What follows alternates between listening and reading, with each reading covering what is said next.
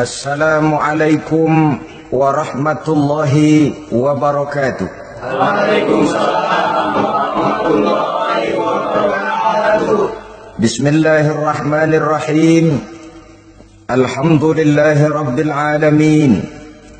Wassalatu wassalamu ala ashrafil anbiya'i wal mursalin Sayyidina wa maulana Muhammadin wa ala alihi wa ashabihil mujahidin at-tahirin, amma ba'du. Saudara-saudara kaum muslimin rahimakumullah, pada pertemuan terdahulu kita sudah membicarakan orang-orang yang menjadi teman-teman setan dalam kehidupan di dunia ini. Maka pada pertemuan kali ini kita akan membicarakan tentang siapa yang menjadi musuh-musuh setan di dalam kehidupan. Dengan satu catatan, berbahagialah mereka yang menjadi musuh-musuh setan, tetapi celakalah mereka yang menjadi teman-teman setan. Bagaimanapun juga di dalam kehidupan ini, apabila orang telah memproklamirkan bendera permusuhan kepada kita, maka kita tentu seharusnya bersikap waspada dan mawas diri. Demikian juga iblis dan seluruh bala tentaranya yang terdiri daripada setan-setan. Mereka telah mengibarkan bendera permusuhan kepada Nabi Adam dan anak cucunya, kepada kita umat Rasulullah sallallahu alaihi wasallam. Akan sengsara dan celaka jika kepada iblis dan setan yang telah nyata-nyata mengibarkan bendera permusuhan itu kita mengadakan toleransi, mengadakan kerjasama, dan menjadi budak yang memperturutkan kemauan daripada iblis dan setan. Siapa yang menjadi musuh-musuh setan dalam kehidupan ini? Inilah pertanyaan berikutnya yang diajukan oleh baginda Rasul kepada iblis. Hai iblis, kalau teman-temanmu adalah seperti yang telah engkau jelaskan tadi, sekarang cobalah beritahu saya, siapa di antara umatku yang menjadi musuhmu dalam kehidupan ini? Atas pertanyaan ini iblis laknatullah menjawab, ya Rasul, musuh-musuhku di antara umatmu, pertama anta ya Muhammad. Musuhku yang pertama adalah engkau, wahai Muhammad. Kenapa iblis mencatat Nabi Muhammad sebagai tokoh nomor satu dalam deretan musuh-musuhnya? Mudah difahami. Pertama, keberadaan Rasul merupakan rahmah lil alamin, rahmah bagi lingkungan. Yang kedua, beliau berfungsi menyelamatkan manusia dari tempat yang gelap gulita, dari tempat kesesatan menuju tempat yang terang benderang, penuh berisi petunjuk dan hidayah dari Allah Subhanahu wa taala. Maka menurut iblis, inilah manusia perintang pertama atas segala daya dan usahanya menggelincirkan manusia ke jalan yang dimurkai oleh Allah Subhanahu wa taala. Kalau kita baca sejarah, risalah yang dibawa oleh Nabi Muhammad ini memang merupakan risalah yang membawa rahmah bagi alam sekitarnya. Ada sedikit perbedaan dengan risalah-risalah sebelum beliau. Sepertinya risalah yang dibawa oleh para rasul terdahulu itu mempunyai efek yang langsung pada kehidupan di dunia ini. Nabi Nuh misalnya menyampaikan agama. Hai umatku, ini agama. Umat menentang, turun banjir yang menenggelamkan orang-orang kafir. Azab diturunkan pada waktu itu juga pada saat nabinya masih hidup. Jadi azabnya itu jenis cash, kontan. Nabi Soleh, hai umatku, ini agama. Mereka menolak, turun gempa bumi yang amat hebat menggulung orang-orang kufur. Nabi Musa, hai umatku, ini agama. Mereka menolak, sebagian ditenggelamkan di Lautan Merah, sementara sebagian lain dikutuk menjadi monyet-monyet yang hina, seperti diceritakan dalam Al-Quranul Karim. Lain dengan Rasulullah Sallallahu Alaihi Wasallam. Bagaimanapun kurang ajarnya umat yang dihadapi oleh beliau, bagaimanapun menentangnya jamaah yang dihadapi oleh beliau, azab tidak turun sepanjang beliau masih hidup. Ini merupakan jaminan dari Allah, wa ma kana Allahu liyu'azzibahum wa anta fihim. Allah sama sekali tidak akan menurunkan azab selama engkau wahai Muhammad masih hidup di tengah-tengah umatmu. Jadi keberadaan Nabi Muhammad merupakan jaminan keselamatan bagi umatnya. Selama beliau masih hidup, azab tidak turun bagaimanapun kurang ajarnya umat. Di sini sedikit bedanya dengan nabi-nabi terdahulu. Juga perbedaan dalam pola dakwah. Nabi Nuh ketika dakwahnya ditolak oleh umat, keluar doanya meminta umatnya ditenggelamkan. Tetapi Nabi kita ketika dilontari batu oleh umat, malah beliau mendoakan umatnya agar memperoleh hidayah. Oleh sikap yang semacam ini, wajar lalu iblis menganggap Nabi Muhammad sebagai musuh ranking pertama. Yang kedua, siapa musuhmu di antara umatku? Yang kedua kata iblis, musuhku Muhammad imamun adil, pemimpin yang adil. Itu yang akan menjadi musuhku di dunia ini. Putus asa iblis menghadapi pemimpin yang adil. Tipu dayanya tidak terkena, segala tingkah polanya tidak diperturutkan. Imam yang adil, pemimpin yang adil merupakan musuh daripada iblis laknatullah alaih. Apa sebabnya? Karena pemimpin yang adil mempunyai dampak dalam kehidupan di dunia ini. Melindungi orang banyak, menenteramkan orang banyak. Makin aman, tentram, tenang situasi dan kondisi, makin mudah orang melaksanakan ibadah. Makin tekun orang melaksanakan ibadah, makin dekat dia dengan Allah. Makin dekat manusia dengan Allah, makin jauh dia dari iblis. Sebab dua hal ini selalu kontradiktif. Jika kita jauh dari Allah, tentu dekat dengan iblis. Jika kita jauh dari iblis, harus dekat tentu dengan Allah. Dan begitu selanjutnya. Dalam kaitannya dengan kehidupan kita sekarang, saudara-saudara, disinilah perlunya mempersiapkan manusia. Membangun manusia itu jauh lebih sulit daripada membangun jembatan. Membangun manusia itu lebih sulit daripada membangun gedung-gedung bertingkat. Termasuk membangun dan mempersiapkan calon-calon pemimpin yang adil di masa yang akan datang. Membangun jembatan penting. Tapi lebih penting daripada membangun jembatan adalah membangun manusia yang bikin jembatan.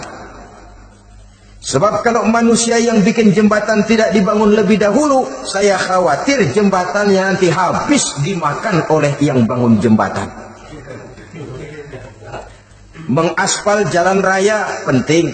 Lebih penting dari mengaspal jalan raya, membangun manusia yang mengaspal jalan itu. Sebab kalau manusia yang mengaspal jalan bermental rusak dan bejat, saya khawatir jalan belum selesai, aspalnya habis dimakan oleh yang ngaspal. Inilah pentingnya membangun manusia pembangunan. Semua tugas-tugas besar, semua pekerjaan-pekerjaan yang baik harus berangkat dari niat yang baik, berangkat dari hati yang bersih. Siapapun adanya kita, apapun profesi kita. Yang jadi kiai, marilah berangkat dari niat yang bersih. Yang jadi mubalik, marilah berangkat dari niat yang bersih. Niatnya itu mau menghidupkan Islam atau mau cari hidup jual Islam. Kalau mau menghidupkan Islam, mari sama-sama kita berjuang. Tapi kalau mau cari hidup untuk dengan menjual Islam, minggir saja daripada nanti bikin malu. Yang mengurus masjid, mari berangkat dari niat yang bersih. Ngurus masjid itu niatnya mau menghidupkan masjid atau mau cari hidup di dalam masjid. Kalau mau menghidupkan masjid, mari. Tapi kalau mau mencari hidup di dalam masjid, tolong minggir saja daripada nanti bikin aib. Yang jadi orang alim, mari berangkat dari niat yang bersih. Jangan memperjualbelikan fatwa, yang halal dikatakan haram, yang haram jadi samar-samar, nanti membingungkan umat. berangkat dari niat yang bersih, membangun manusia. Pembangunan ini barangkali istilah yang lebih kena. Saudara-saudara kaum muslimin rahimakumullah, setiap kita pada hakikatnya punya bakat secara fitrah yang kita bawa. Bakat apapun kita ini punya. Saudara punya bakat jadi pemimpin, saudara pun punya bakat jadi pengkhianat. Saudara punya bakat jadi orang soleh, saudara juga punya bakat jadi orang salah. Saudara punya bakat jadi orang besar, saudara pun punya bakat jadi orang hina. Seluruh bakat ada di dalam diri kita. Tinggal nanti pertumbuhannya mana yang lebih subur. Saudara punya sifat berani, saudara pun punya sifat takut. Seberani-beraninya orang mesti ada sifat takutnya. Nanti mana yang tumbuh lebih subur? Kalau takutnya tumbuh lebih subur, dia akan jadi orang penakut. Kalau beraninya yang tumbuh lebih subur, dipupuk oleh lingkungan, pendidikan, dan sebagainya, dia akan tumbuh jadi orang pemberani. Oleh karena itu, agama merupakan lingkungan yang subur untuk menumbuhkan benih-benih yang baik yang kita bawa bersamaan dengan lahirnya kita ke alam dunia ini. Setiap kita, saya, saudara, punya bakat jadi pemimpin, punya bakat jadi pengkhianat, punya bakat jadi pengabdi, punya bakat jadi koruptor, punya bakat jadi pemelihara, punya bakat jadi perusak. Tinggal nanti lingkungan pendidikan yang menumbuhkan mana yang tumbuh lebih subur. Kalau lingkungan saudara lingkungan maling, maka sifat pengkhianat akan tumbuh lebih subur. Kalau nanti saudara jadi pemimpin, insya Allah korupsi. Lingkungan yang menumbuhkan sifat mengabdi, sifat berbuat tanpa pamrih, dikalahkan oleh sifat pengkhianat dan korupsi itu yang dibentuk oleh lingkungan, pendidikan, pengalaman, dan sebagainya. Oleh karena itu, secara dini, agama menanamkan, menyuburkan fitrah-fitrah yang baik yang kita bawa bersamaan dengan hadirnya kita dalam kehidupan ini. Sebab itu seorang penyair bernama Syauqi mengatakan dalam sebaik syairnya, waladatka ummuka ya ibna adam bakiyan wan nasu haulaka yadhakuna surura. Hai manusia, pada saat kamu dilahirkan kamu menangis dan orang lain di sekelilingmu ketawa. Kakek senyum dapat cucu baru, paman gembira dapat keponakan baru, sementara kita yang lahir menangis. Betul apa benar? Apa ada saudara yang begitu dilahirkan terus nyengir? Saya kira kabur dukunnya itu. Setiap kamu hai manusia lahir dalam keadaan menangis, orang sekelilingmu tertawa. Karena itu katakan kepada mereka yang senyum di sekelilingmu, hai manusia, pada saat saya dilahirkan saya menangis dan kamu semua tertawa. Baik manusia, tapi nanti pada suatu saat harus terjadi kebalikannya. Kalau dikala saya lahir saya menangis dan kau semua senyum, nantilah manusia, kalau satu saat saya meninggalkan alam dunia ini, saya akan berangkat dengan senyum dan kalian semua akan berurai air mata. Kalau perlu dari Sabang sampai Merauke kibar bendera setengah tiang. Kalau perlu, jangan terbalik, kita mati melotot orang malah gembira. Karena hidup selalu membawa sifat-sifat yang merusak. Inilah orang kedua yang menjadi musuhnya iblis dan beruntung menjadi musuh iblis. Siapa? Imamun adil, pemimpin yang adil. Saudara-saudara kaum muslimin rahimakumullah. Yang ketiga musuh iblis, ghaniyun mutawadhi, orang kaya yang rendah hati, orang kaya yang tidak sombong. Kaya apa saja, baik kaya oleh karena ilmu, orang yang kaya karena ilmu disebut orang alim. Baik kaya karena materi, orang kaya karena materi dinamakan hartawan. Baik kaya karena kedudukan, orang yang kaya karena kedudukan dinamakan pejabat. Orang kaya yang rendah hati itu musuh iblis. Beruntung dia menjadi musuh iblis. Iblis tidak senang ada orang kaya tidak sombong. Tapi iblis paling senang kalau ada orang kaya sombong. Lebih senang lagi iblis kalau ada orang miskin sombong. Masya Allah. Orang kaya sombong, walaupun iblis senang, orang masih bilang pantas saja dia sombong kaya, apaan aja punya.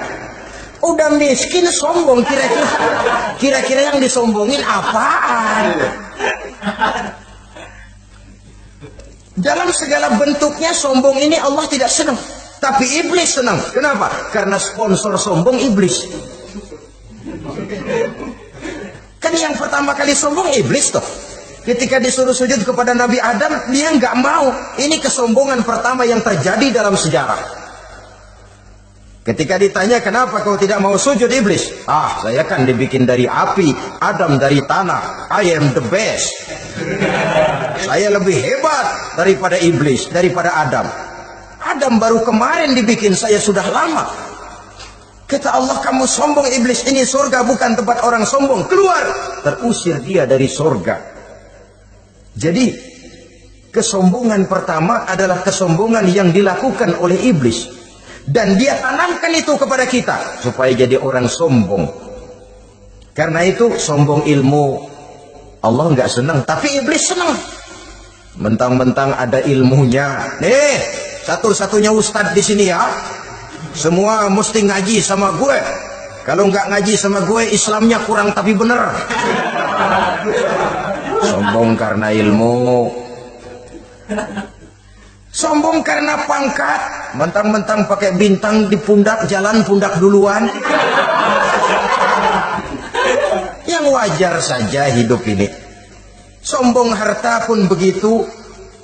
Kaum muslimin rahimakumullah, orang kaya yang rendah hati dimusuhi oleh iblis, tapi dicintai Allah, dicintai Rasul, dicintai malaikat.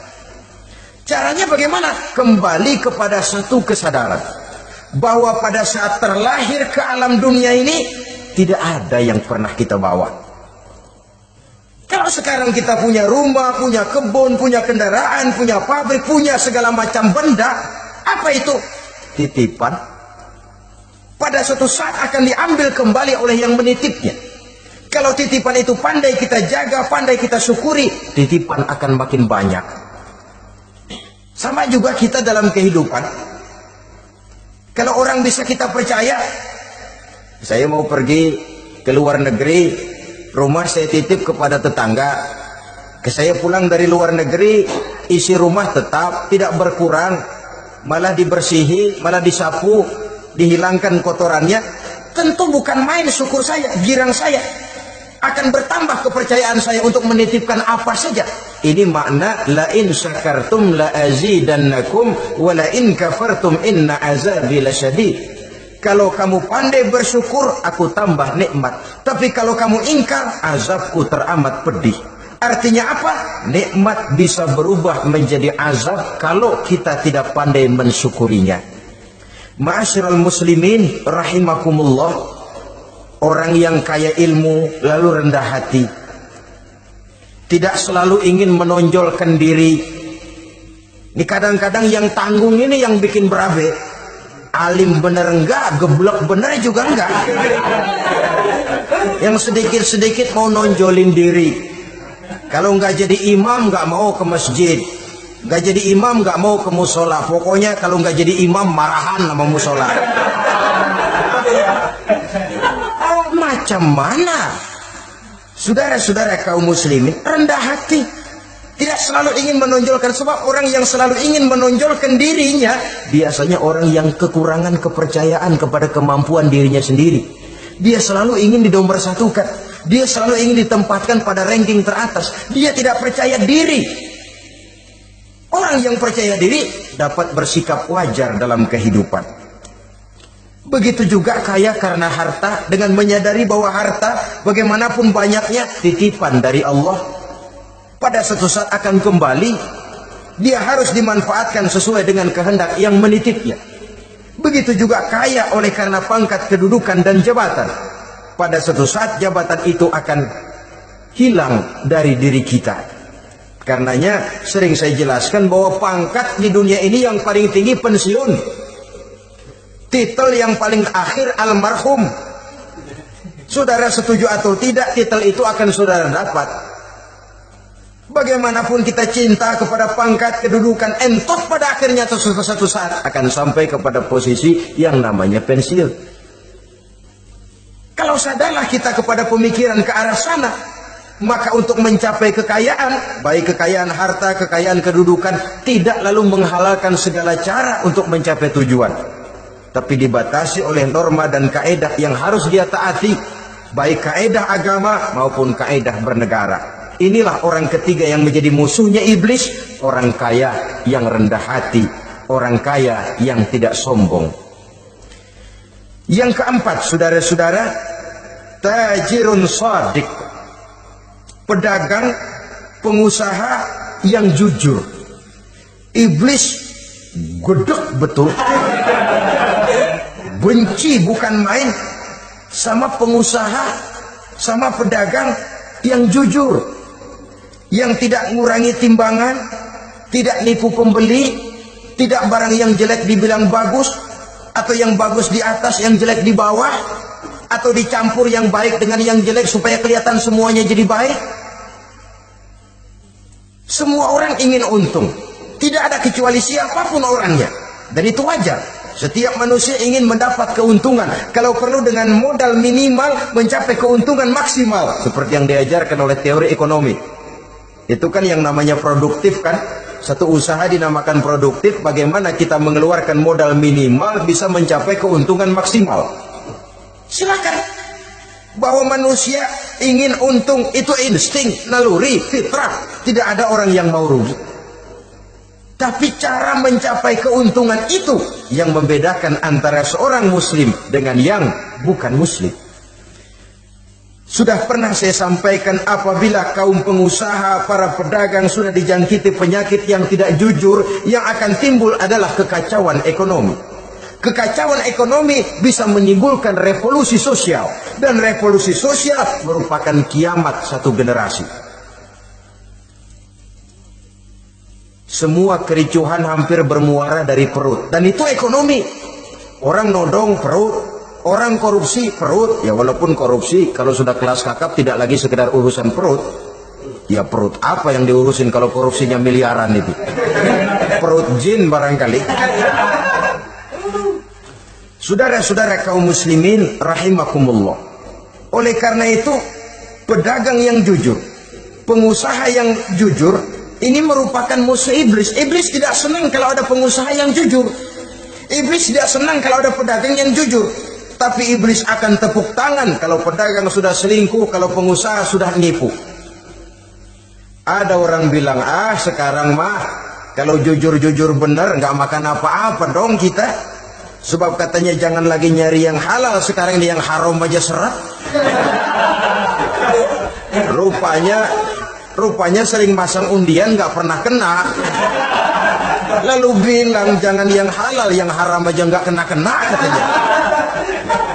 Sebenarnya bukan itu masalahnya, saudara-saudara. Bukan itu masalahnya. Masalahnya ialah bahwa kejujuran membawa keberkahan. Ini kalau kita berpikir dengan kacamata agama. Keberkahan merupakan sumber ketenangan. Dan ketenangan ini tidak bisa dibeli dengan materi yang bagaimanapun banyaknya. Walaupun kita punya percetakan duit, ketenangan itu nggak bisa dibeli. Jangankan cuma punya duit banyak, percetakan duit saudara punya, mau membeli ketenangan yang berasal dari keberkahan, sulit. Jadi kejujuran membawa keberkahan, keberkahan membawa ketenangan. Jangan macam dulu tukang sol sepatu. Ditanya oleh temannya, "Bang, ngesol satu hari dapat berapa?" 200 rupiah. Sembayang enggak? Enggak. Islam? Islam, kalau Islam enggak. Kata temannya, sembayang dah, kali aja besok dapat rezeki lebih banyak. Yang benar, iya, kalau orang sholat itu Allah dekat, nanti rezekinya ditambah. Beneran? Bener. Subuh sembayang dia.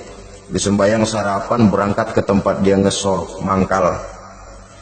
Dari pagi sampai jam 11 belum ada juga yang ngesol.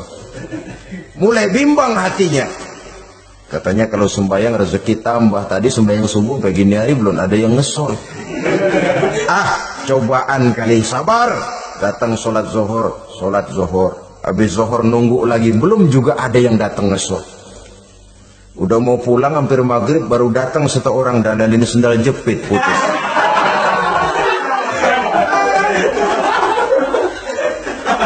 Sudah bayar 25 rupiah, pulang dia si tukang sol ini, ketemu sama temennya yang nyuruh sholat tadi. Ditanya, bagaimana penghasilan ini hari? Apa dijawab? Gua kapok deh sembahyang.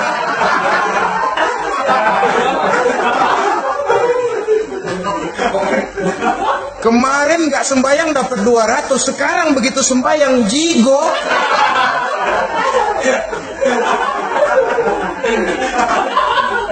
Dia tidak sadar bahwa dengan dari kacamata agama 25 rupiah yang membawa berkah jauh lebih baik ketimbang 200 uang panas. Dari kacamata agama 25 rupiah yang membawa berkah lebih baik daripada 200 rupiah tapi panas. Sebab panas menjauhkan kita dari ketenangan. Itulah sebabnya maka pedagang yang jujur, pengusaha yang jujur menjadi musuh setan dan beruntung. Sekarang jadi pengusaha jujur-jujur nggak dapat proyek, Pak. Kalau nggak bisa semur.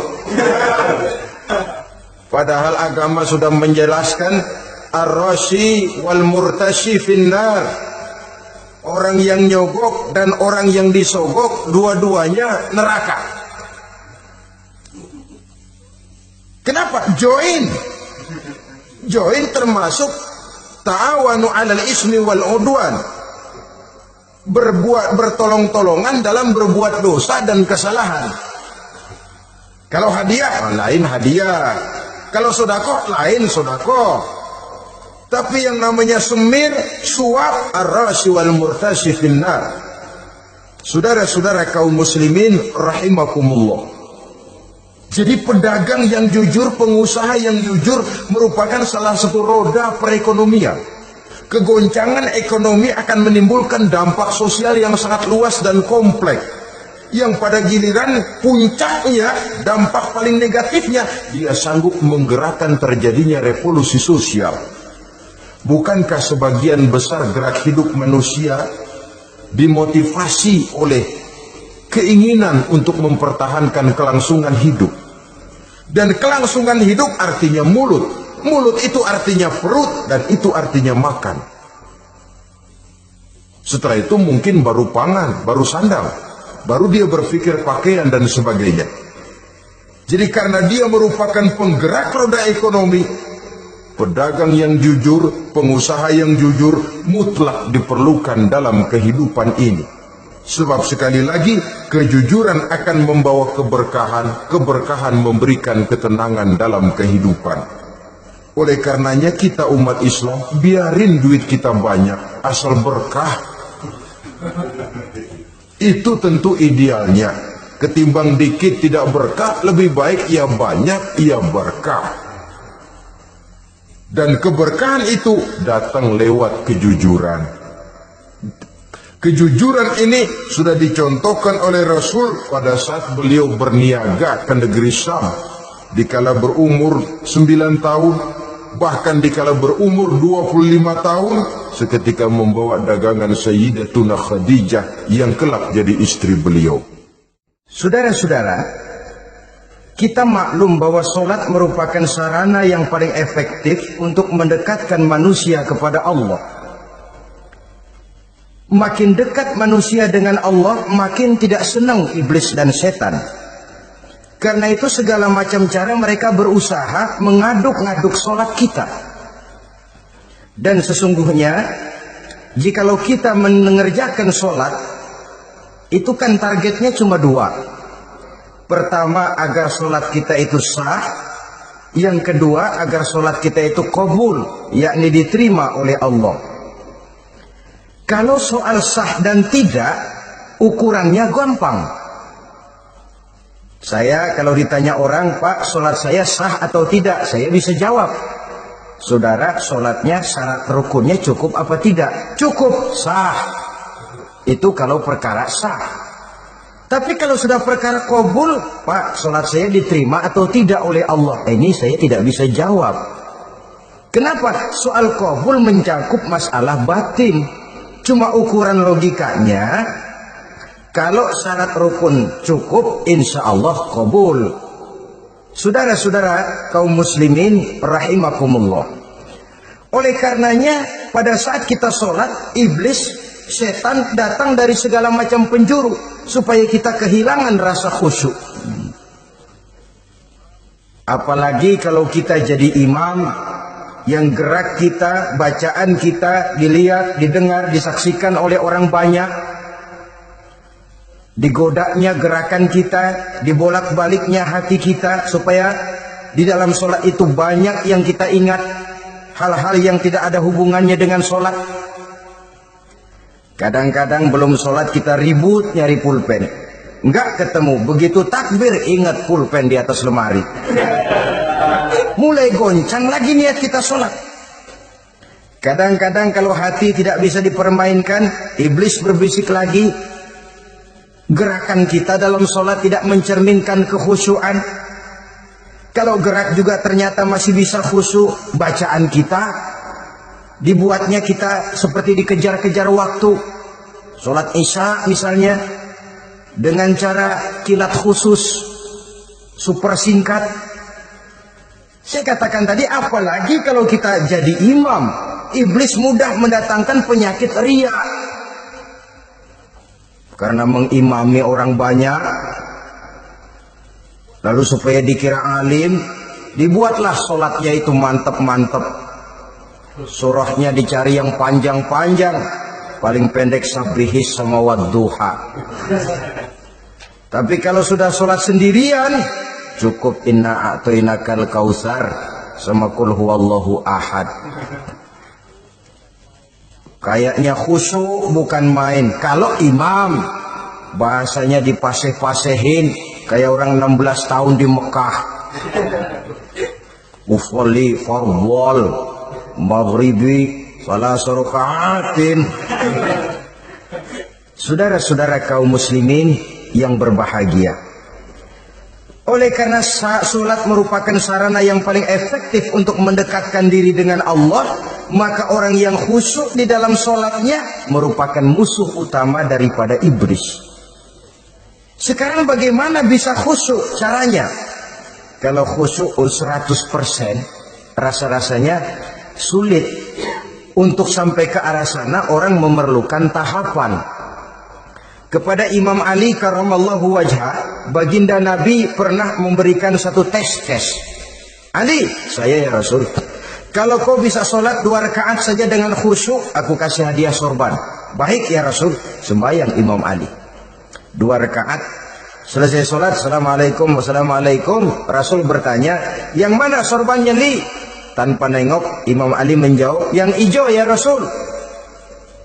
Setelah menjawab yang hijau, Rasul berkata, kamu tidak khusyuk Li. Kenapa? Soalnya tadi waktu sembahyang mikirin, nanti kalau ditawarin sorban pilih yang hijau aja. Sehingga begitu ditanya, refleks menjawab, yang mana Li? Yang hijau saja ya Rasul. Oleh karena itu, menurut Al-Imam Nawawi, pada tingkatan yang paling sederhana, sudah sampai ke tingkat khusyuk asal pada waktu takbiratul ihram ingat kepada Allah. Tapi jangan lupa, itu tangga pertama. Jangan ada fatwa begini lalu aman. Yang penting kan takbirnya ingat Tuhan, belasononya mau kemana kek. Bukan itu. Itu pada tingkatan pertama sudah sah dipandang khusyuk. Sholatnya orang awam asal pada waktu takbiratul ihram dia ingat kepada Allah. Tetapi harus terus berusaha agar sepanjang sholat dia ingat kepada Allah. Caranya bagaimana? Pertama, menanamkan diri bahwa pada saat kita sedang mengerjakan sholat, yang lain tidak ada kecuali Allah. Yang kedua, berusaha memahami apa yang kita baca. Sehingga pada saat kita sujud, subhana rabbiyal a'la wa bihamdi, terbayang kemahasucian Allah, kemahatinggian Allah. Sehingga hati tidak mengembara, mulut berucap, hati mengikuti apa yang diucapkan. Yang kadang-kadang membuat hati kita jalan-jalan, badan di masjid, badan takbir, badan ruku, tapi hati di pasar, hati di kantor, hati di pabrik. Karena yang kita ucapkan tidak berakar di hati. Yang kita baca kita nggak tahu artinya. Sangat boleh jadi hati lalu mengembara kemana-mana. Jadi untuk menopang kekhusyuan ini, cara yang paling efektif, pertama, tidak ada yang lain pada waktu kita sholat kecuali Allah. Yang kedua, berusaha memahami apa yang kita baca. Dikala kita sujud dikala kita duduk di antara dua sujud, Rabbighfirli, ya Allah ampuni dosa saya, warhamni, kasihani saya, dan selanjutnya. Mulut membaca, hati mengikuti. Dengan mengikuti, hati tidak terlalu mengembara, ada tempat dia kembali. Saudara-saudara kaum muslimin rahimakumullah. Itu yang kelima. Yang keenam, yang menjadi musuh iblis, mukminun nasih. Orang mukmin yang suka memberikan nasihat. Orang mukmin yang suka memberikan petunjuk.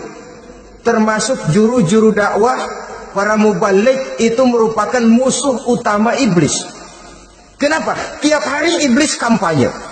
Tiap hari iblis mengajak dengan segala macam cara yang kalau perlu dia berikan kamuflase. Dia berikan fata morgana. Kalau perlu yang haram dia bungkus dengan merek halal. Kalau perlu kejahatan dia bungkus dengan baju kebajikan. Istilahnya racun diberi merek madu. Dan itu wajar. Cuma kita tentu harus punya filter, daya saring positif agar tidak salah pilih. Karena iblis ini pintar betul. Kalau kita khusyuk dalam sholat, dia tanamkan kepada kita misalnya seperti tadi itu.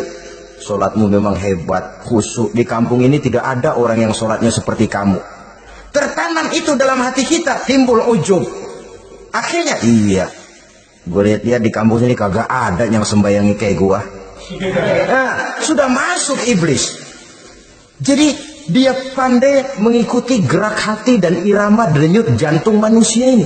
Kemana kecenderungan manusia, ke situ dia masuk. Pendeknya iblis itu ibarat tukang joget, dia ngerti bener irama kendang. Saudara-saudara kaum muslimin rahimakumullah. Termasuk juru-juru dakwah, para mubaligh, orang yang suka memberikan nasihat ini. Mereka memberikan filter kepada umat, kepada jamaah, jangan sampai salah pilih. Dan iblis menyesatkan kita supaya kita salah pilih. Satu contoh ringan. Kalau di depan saudara ada dua buah gelas, yang segelas isinya jamu, yang segelas sirup. Kira-kira saudara minum yang mana? Jamu. Jamu apa sirup? Sirup apa jamu? Orang yang pikirannya panjang, dia pasti minum jamu. Pahit memang, getir memang, tapi besok badan sehat, tenaga kuat, gairah kerja ada, kreativitas timbul, semangat menghadapi kehidupan tumbuh. Orang mukmin, orang yang berpandangan jauh ke depan. Pandangannya panjang. Panjang kemana? Tidak cuma ke dunia, sampai juga dia memandang ke alam barzakh, ke akhirat. Sholat itu jamu, pahit. Ngaji, hadir di majelis taklim, itu jamu, pahit. Sedekah, jamu, pahit. Mengeluarkan uang untuk kepentingan orang lain, enak aja minta sumbangan, datang-datang yang nyari pers keringat banding tulang gue, lu datang-datang mau minta. Yang enak ngumpulin harta, lalu bakhil bin pelit alias medit. Itu jamu. Saudara hadirin yang saya muliakan, sedekah jamu pahit, puasa jamu pahit, jihad jamu pahit. Tapi nanti begitu kita meninggalkan dunia, masuk ke alam barzakh, apalagi pindah ke akhirat, baru terasa, oh tuh nikmatnya dulu kemarin itu minum jamu, sekarang badan sehat, tenaga kuat, kerja semangat. Nikmatnya dulu saya waktu di dunia sholat, rajin ngaji, suka sedekah, suka menolong orang. Sekarang terasa manfaatnya. Begitu saya berada di alam barzakh, apalagi sudah dibangkitkan di padang mahsyar di akhirat nanti, terasa seluruh kebajikan yang saya kerjakan. Nah, orang yang berpikir jangka pendek cuma ngelihat yang ada di depan hidungnya saja. Ngapain minum jamu getir, sirup nih, manis. Dia minum, dia ambil sirup, minum, manis memang pada waktu minum, tapi besok bibir jontor. Meninggalkan perintah Allah, sirup itu manis. Tidak sholat, manis. Tidak bayar zakat, sirup, manis. Tidak mau puasa, sirup, manis. Manis sekarang. Tapi nanti besok begitu masuk ke alam barzah, begitu dibangkitkan di padang mahsyar di akhirat nanti, merintih kita menahan penyesalan yang sudah tidak ada artinya lagi. Sampai-sampai penduduk mahsyar itu ada yang berkata, diceritakan dalam Quran, ya laitani kuntu turaba. Wahai celaka, kenapa kita nggak jadi tanah saja? Menyesali kejadiannya. Andai kata mereka bisa kembali ke hidup di dunia lagi, mereka akan minta kejadian yang kedua untuk berbuat baik. Tapi tentu sudah penyesalan yang tidak ada gunanya lagi. Maka saudara-saudara, emang cuman jalan duluan kecebur di sumur yang nyesel duluan. Ada orang jalan, yang paling depan kecebur di sumur, itu tuh nyesel duluan katanya. Nyesel duluan. Yang lain mesti nyeselnya belakangan. Saudara hadirin yang saya muliakan, nah, orang yang suka memberikan nasihat kepada orang lain dimusuhi iblis. Kenapa? Tentu nasihat yang membawa kebaikan. Iblis nggak senang betul itu. Kita nasihatin teman, udah berhenti dah, jangan pada mabok lagi. Iblis gergetan bener. Ini orang dilarang lagi. Kita nasihat teman, udah jangan masang-masang lagi dah, nggak bakalan kena, dikebohongin. Nggak ada orang jadi kaya masang judi, bangkrut malah loh. Ini kan termasuk tipu daya iblis, judi dinamain sumbangan. Itu sama saja itu, madu, racun mereknya madu. Judi dinamain sumbangan. Kalau Kang Beca pada nyumbang, kayak orang kaya lagunya.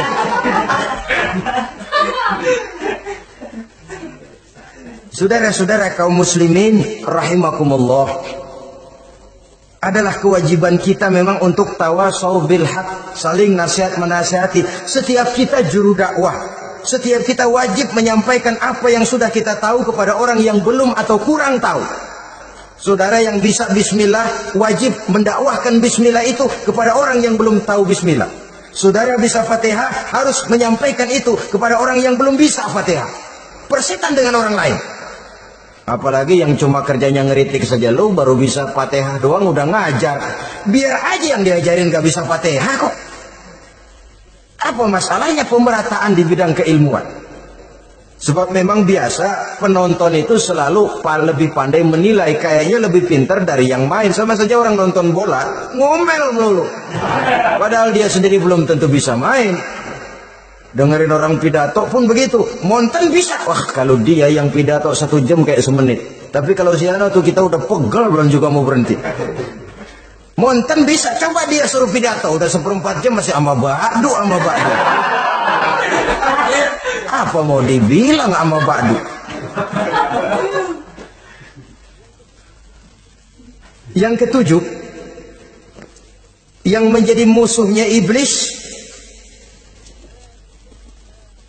taibun sabitun ala taubatihi, orang yang bertaubat dan tetap di atas taubatnya. Secara jujur, tidak ada manusia yang tidak punya salah. Dan orang yang baik memang bukan orang yang tidak punya salah. Karena tidak ada orang yang tidak punya salah. Orang yang baik adalah orang yang apabila melakukan kesalahan dia segera sadar, dijadikannya itu sebagai pelajaran untuk tidak diulanginya lagi pada masa yang akan datang. Biasanya kita menghakimi orang pintar, kita nggak merasa bahwa kita juga punya kesalahan. Kalau kita ngelihat maling ayam kita teriak, padahal kita nyolong kambing. Lebih besar dari si maling ayam, merasa diri lebih benar dari yang lain, padahal kita lebih kotor dan lebih jelek. Hilang sifat introspeksinya. Yang kita musuhi, yang kita caci maki, tahu-tahu kita sendiri yang melakukannya. Saudara-saudara kaum muslimin, orang yang bertaubat dan tetap dalam taubatnya stabil, itu musuh iblis. Apa ada orang yang taubatnya nggak tetap? Ada. Yang istilah kita taubat sambal namanya. Kalau dia makan sambal kepedesan, taubat makan sambal. Besok mau makan kagak ada sambal, ngomel. Mana sambal? Kemarin udah taubat, sekarang mana sambal? Ini taubat yang namanya taubat sambal. Istighfar, habis istighfar, nyolong lagi, istighfar lagi, besok nyolong lagi, istighfar lagi. Itu taubat yang tidak tetap namanya. Allah Maha Pengasih dan Penyayang dengan segala kebesarannya. Ia akan memaafkan segala perbuatan yang bersifat salah dari hamba-hambanya. Cuma manusia kadang-kadang yang tidak mau memaafkan dirinya sendiri. Amat dungu manusia macam ini, membiarkan dirinya hanyut berlarut dalam lembah dosa, sementara dia diberikan umur tidak digunakannya untuk bertaubat. Innallaha yaqbalu taubatal abdi ma lam yugharghir. Allah senantiasa akan menerima taubat seorang hamba sepanjang nafasnya belum sampai di tenggorokan. Kalau nafas sudah sampai di tenggorokan baru berniat taubat, kasih terlambat. Kayak Fir'aun. Fir'aun itu begitu ditenggelamkan di lautan merah, udah cengap-cengap mau mampus, baru ngomong dalam sekaratnya, amantu bi Rabbi Musa wa Harun. Kalau begini mah saya juga percaya sama Tuhannya Musa. Udah sekarat baru mau taubat, malaikat maut gemes banget, dilelepin, mati.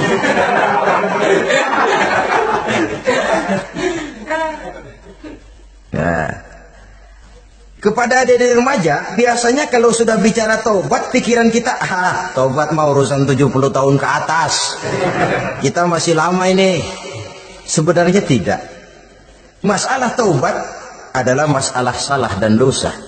Masalah salah dan dosa adalah masalah manusia. Sejak dia akil balik sampai ajal datang merenggut nyawa.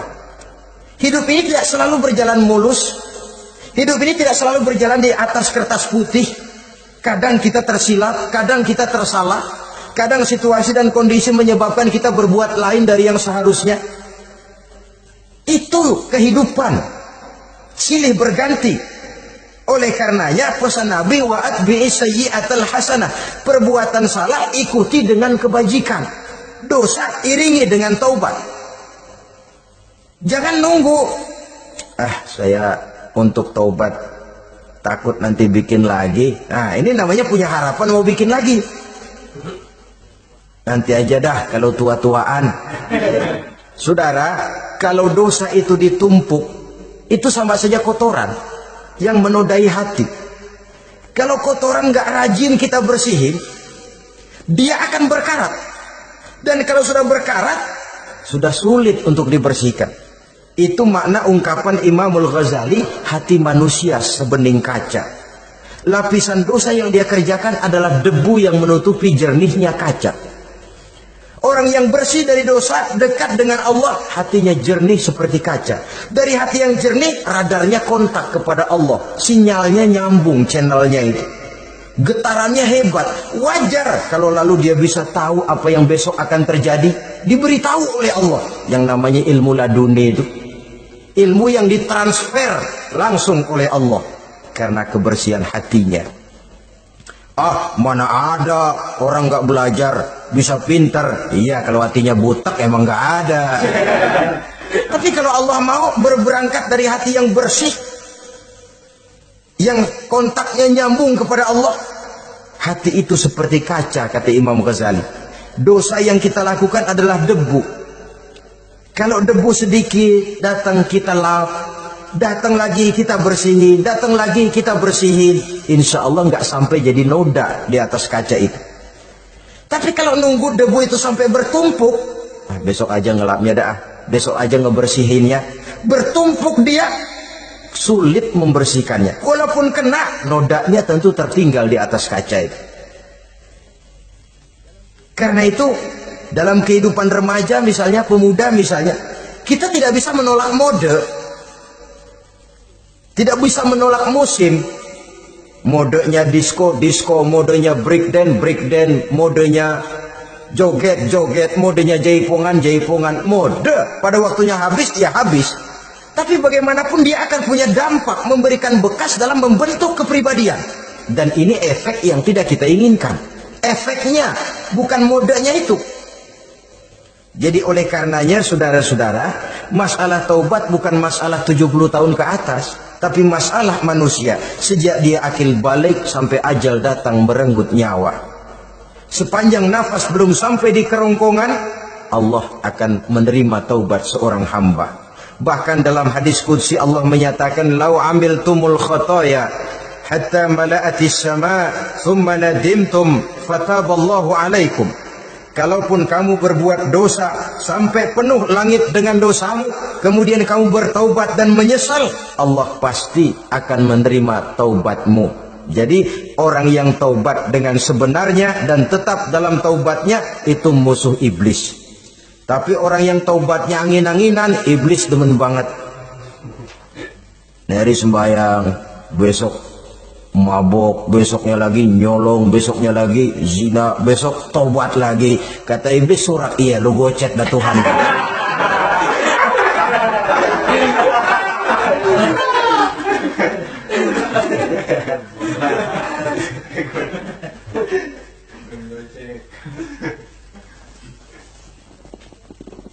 Selanjutnya yang ke-8, musuh iblis, musuh setan, mu'minun yudawimu 'ala taharah. Orang mukmin yang membiasakan diri selalu dalam keadaan bersuci. Baik dari hadas kecil, lebih-lebih dari hadas besar. Wudu utamanya memang untuk sholat. Tapi membiasakan wudu dalam kehidupan sangat baik sekali. Mau ke kantor wudu dulu, mau ke pasar wudu dulu, mau ngajar wudu dulu. Apa sebabnya? Karena dalam keadaan suci, orang ada sikap memelihara kesuciannya. Kalau kita naik PPD pagi-pagi gelantungan, kalau punya wudu, hati-hati kesenggol perempuan juga sayang sama wudu. Tapi kalau nggak punya wudu, jangan kesenggol, kita nyerudung. Ada semacam sikap apik di dalam kehidupan ini. Karena itu biasakan wudu. Untuk menjaga kebersihan diri, kebersihan zahir, kebersihan batin. Belum lagi kemanfaatan di akhirat. Sebab kata Nabi, "Inna ummati ya'tuna yaumal qiyamah ghurran muhajjalin min asaril wudu." Umatku di akhirat nanti akan datang menghadap Allah dengan muka berseri-seri, bersinar-sinar dari sebab sering wudu. Sehingga tidak usah mengaku pun Rasul akan memanggil karena muka yang sering tersentuh air wudu ini. Mu'minun yudawimu 'ala taharah. Orang mukmin yang selalu membiasakan diri berada dalam keadaan suci, berwudu. Kita lihat ajaran wudu ya. Dari sejak bacaan-bacaannya saja itu sudah membawa manfaat. Lalu dari segi bahwa kita manusia sering-sering tersilap melakukan dosa-dosa kecil. Dosa-dosa kecil itu oleh air wudu dia rontok. Tangan kita suka colak-colek. Pada saat membasuh dua tangan, Allahumma inni as'alukal yumna wal barakah wa a'udzubika minasyu'mi wal halakah. Dosa yang ada di tangan itu rontok. Mata kita suka pelotot-pelotot, gak karu-karuan. Pada saat membasuh muka, nawaitu raf'al hadasil asghar. Dosa yang ada di mata rontok. Dari segi pembersihan batin. Belum lagi dari segi pembersihan zahir. Sehari semalam kalau 5 kali saja kita terkena air wudu, itu sudah menjaga kesehatan dan kebersihan. Saudara-saudara kaum muslimin rahimakumullah. Yang ke-9, orang yang menjadi musuh iblis yaitu mutawarra'un anil haram. Orang yang memelihara diri dari yang diharamkan oleh Allah. terpelihara dirinya, terpelihara yang dimakannya, yang diminumnya dari jenis-jenis yang haram, baik sedikit maupun banyak. Jangan cuma teriak haram waktu sedikit, tapi giliran banyak halal. Sama saja orang dikasih tahu, itu ada cerita anak-anak, Pak Haji punya anak main judi, dikasih tahu, Pak, anak bapak main judi, astagfirullah katanya. Tapi menang Pak, alhamdulillah.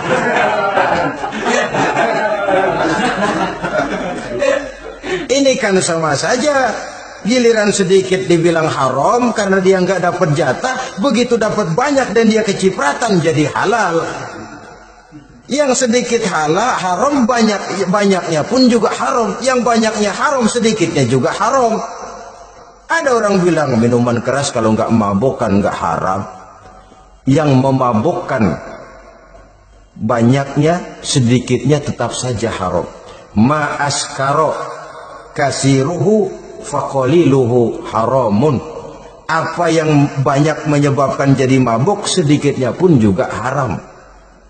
Saudara-saudara kaum muslimin, yang ke-10 yang terakhir, musuh daripada iblis ialah mukminun rahimun, orang mukmin yang berhati pengasih, orang mukmin yang suka menyambung silaturahmi, orang mukmin yang tidak suka bertengkar, orang mukmin yang tidak suka marah-marahan. Kalaupun terpaksa marah, tidak lebih daripada 3 hari. Jadi boleh saja marah kalau alasannya tepat, tapi nggak lebih dari 3 hari. Kalau perlu bikin perjanjian, kita marah ya 3 hari. Itu limit, tidak halal kata Nabi bagi seorang muslim menjauhi saudaranya lebih dari 3 hari. Tidak halal itu artinya haram. Kita ini kadang-kadang kalau sudah marahan sama tetangga kah, sama teman kah, kadang-kadang suka berlaku perpanjangan waktu. Tidak cukup perpanjangan waktu, ditambah lagi perpanjangan generasi. Enggak cukup kita yang marah, orang lain kita sundut-sundut supaya ngikut marah lagi. Marah pakai ngundang. Kayak mafia lagunya, udah dia marah, orang lain lagi disuruh marah. Saudara hadirin yang saya muliakan, mukmin yang punya sifat belas kasih, berhati jernih, itu musuh utama dari iblis. Tapi mukmin yang suka marah-marahan, tukang hasut dan tukang bakar, itu teman-teman iblis. Oleh karena itu, mudah-mudahan kita semua menjadi musuh iblis, dan jangan menjadi musuh iblis, jangan menjadi teman iblis.